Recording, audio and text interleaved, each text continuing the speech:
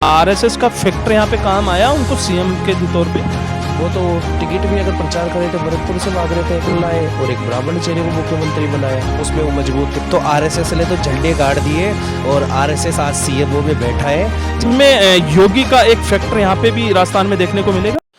नमस्कार, मैं विकास गढ़वाल आप सबके बीच, और इस समय हम खड़े हैं एक ऐसे शख्स के साथ जिनका बहुत अपन योगदान कह सकते हैं, या जो एक कह सकते हैं सक्रिय कार्यकर्ता के रूप में रहे थे, जो सांगानेर विधानसभा से आते हैं। सर, सबसे पहले अपना नाम बताइए।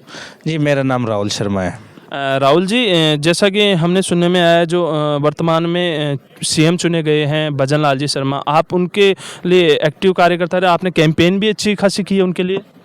देखिए, ऐसा जी है, बात ऐसी है विकास जी कि भजन लाल शर्मा जी को जो है प्रत्याशी बनाया गया था सांगानेर से, और हम उन कार्यकर्ताओं में से आते हैं कि हम बहुत अलग तौर तरीके से काम करते हैं। हमने ग्राउंड में, जमीनी स्तर पर सारे तरीक़ों से काम किया है। सोशल मीडिया ले लो, आईटी ले लो, अलग अलग वर्ग की टीमें हमने गठित की, अलग अलग मोर्चों को एक्टिव किया। जमीनी स्तर पर जो है धरातल पर हमने बूथ पे अपनी स्थिति मजबूत की और हमको काफ़ी वोट भी मिले और हमने उनको विजयी बनाया। सबसे पहला सवाल, या कहते हैं हर जनता के जो एक क्वेश्चन के तौर पे रहा था, एक ऐसा नाम जो है हाईकमान के द्वारा लाया गया।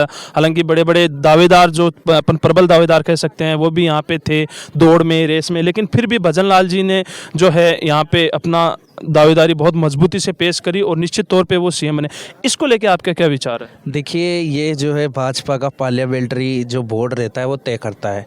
आप देख सकते हैं कि जैसा छत्तीसगढ़ के अंदर उन्होंने विष्णु जी को उन्होंने बुलाया, जो कि एक आदिवासी चेहरा है। मध्य प्रदेश के अंदर बोले यादव जी को बोला, ओबीसी से आते हैं, और जनरल के जो एक ब्राह्मण चेहरे के तौर पर 32-33 साल हो गए यहाँ पे एक ब्राह्मण को मुख्यमंत्री बोले। इस वजह से भजन लाल जी को बोले। भजन लाल जी काफ़ी सक्रिय रहे, संगठन महामंत्री है, तिल अध्यक्षों के नीचे उन्होंने कार्य किया है। कोई पद और किसी मंत्रालय को लेके उन्होंने लालच ली थी, संगठन को अपना दिल से समय दिया है। राम जन्मभूमि आंदोलन में भी होते गिरफ्तारी भी दी, और एक बहुत जमीली उन्होंने संघर्ष किया है। आप किसी भी स्तर पे देख लीजिए, सरपंच रहे, जो भाजपा युवा मोर्चा के अध्यक्ष रहे, जिले के संगठन में काम किया, युवा मोर्चाओं में रहे, और काफ़ी हद तक मतलब उन्होंने जो है भाजपा के लिए अपना योगदान दिया है। नहीं राहुल, अगर बात करें अपन जो यहाँ पे पता चला कि जैसे आरएसएस से वो जुड़ा हुआ, तो क्या आरएसएस का फैक्टर यहाँ पे काम आया उनको सीएम के तौर पे? देखिए, ऐसा है कि संघ की पृष्ठभूमि की देखे जाए तो संघ की पृष्ठभूमि में काफ़ी दावेदार थे। ऐसा लिए कि भजन लाल जी थे। हालांकि अपन ये खेल नहीं सकते कि संघ ने उन्हीं की पैरवी की हो। आरएसएस की बात करें संघ की, जैसा कि आप कहना चाह रहे हैं, तो भजन लाल जी जुड़े हुए थे और संघ की शाखाओं में वो गए हैं, संचालन भी किया है, संघ के लिए भी काफ़ी काम किया है। तो संघ एक अपना राष्ट्र इस तरह के तरीके से काम करता है, तो उसके अंदर भी काफ़ी उनका योगदान था। तो स्वरूप है कि उनको फल वो मिला है। बाकी संगठन बात करें भाजपा की, तो भाजपा में भी उन्होंने बहुत मेहनत की है, तहे दिल से काम किया है। आज तक उनकी थी नहीं, वो तो टिकट भी अगर प्रचार करे तो भरतपुर से मांग रहे थे। ये तो पार्टी शीश लेते तो के ऊपर है कि उनको सांगानेर से टिकट दिया, और एक उन्होंने चीज़ें बदली, एक अलग फैक्टर लाए और एक ब्राह्मण चेहरे को मुख्यमंत्री बनाया। उसमें वो मजबूत थे तो उनको बना दिया गया। तो एक आरएसएस के एक मजबूत कार्यकर्ता को यहाँ पे सीएम के पद में लाया, तो इसको लेके आपका क्या विचार है? देखिए, ऐसा है कि जो लोग बाग कहते हैं कि फूफा जी है, फूफा जी फटकारा देगा या कुछ भी है, तो जिस भी व्यक्ति ने कहा कि आरएसएस को बिल में बांट दूंगा, उसके लिए मैं ऐसा कहना चाहूँगा कि ला तो कल तक कोई आरएसएस को बिल में बांट पाया था और ला कोई आज बांट पाया है। वो बांटने की बात बोल रहे हैं, तो आरएसएस ने तो झंडे गाड़ दिए और आरएसएस आज सीएमओ में बैठा है, जैसा कि आप देख सकते हैं। सबसे बड़ा सवाल यहाँ पे रिपोर्ट के मुताबिक भी आया कि हाल ही में भजन लाल जी को दिल्ली बुलाया गया है और दिल्ली में मीटिंग चल रही है हाई कमान में, और सबसे बड़ा यहाँ पे जो एक सवाल है और जनता के एक बीच में एक बड़ी मंशा है कि आखिर मंत्रिमंडल जो है तय करना। जैसा कि हम सब ने देखा कि सीएम बनने में भी बड़े दावेदारी थी, काफ़ी समय लगा, लेकिन हालांकि एक बहुत अलग ही चेहरा यहाँ पे लेके आई बीजेपी। तो क्या आपको लगता है मंत्रिमंडल में भी हमें ऐसा देखने को मिलेगा? देखिए, मंत्रिमंडल में काफ़ी युवा युवा और अनुभवी जिन्होंने संगठन के लिए काम किया उनके आपको अलग अलग नाम देखने को मिलेंगे।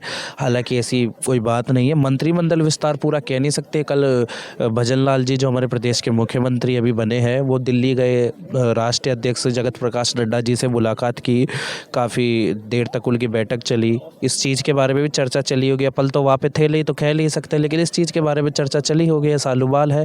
तो 1 से 1.5 घंटे उनकी जो है बलथला चली इसके ऊपर।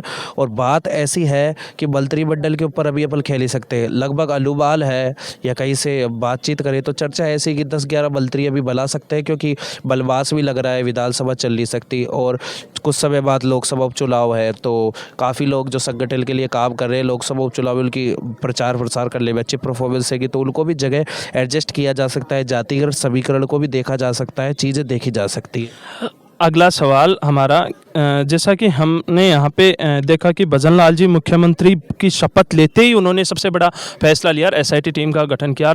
उनका ये सबसे बड़ी उनका यह एक अपन कह सकते हैं कि वादा है जनता से कि जो महिला अपराध है और जो जितने अपराध हैं उनको ही उन पे रोक लगाना उनका सबसे पहला सरकार की प्राथमिकता रहेगी। इसको लेके आपके क्या विचार हैं? क्या सच में योगी का एक फैक्टर यहाँ पे भी राजस्थान में देखने को मिलेगा?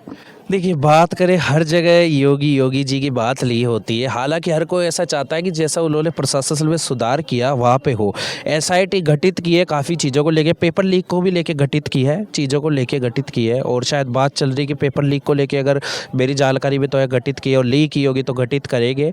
बात ऐसा है कि इसलिए करना ज़रूरी है क्योंकि जो ये कहते थे कि बहुत सारे लोग ऐसे कहते हैं कि ये कर देंगे, बांट देंगे, वो चीज़ कर देंगे, तो उनको ये बताता हूँ कि जिन्होंने ये लोगों के दिलों के साथ खेला है या जो ग्रामीण प्रवेश से आते हैं, काफ़ी भारी तादाद में युवा जयपुर रहते हैं जिन्होंने तहे दिल से मेहनत की और परीक्षाओं के अंदर भाग लिया, उनके भविष्य के साथ खिलवाड़ हुआ है, पेपर लीक कर दिए गए, पैसों के खातिर चीज़ें बेच दी गई, युवाओं का भविष्य खतरे में डाल दिया। तो ऐसे लोगों पर कार्रवाई होगी और सरकार उनको बिल में बांट देगी।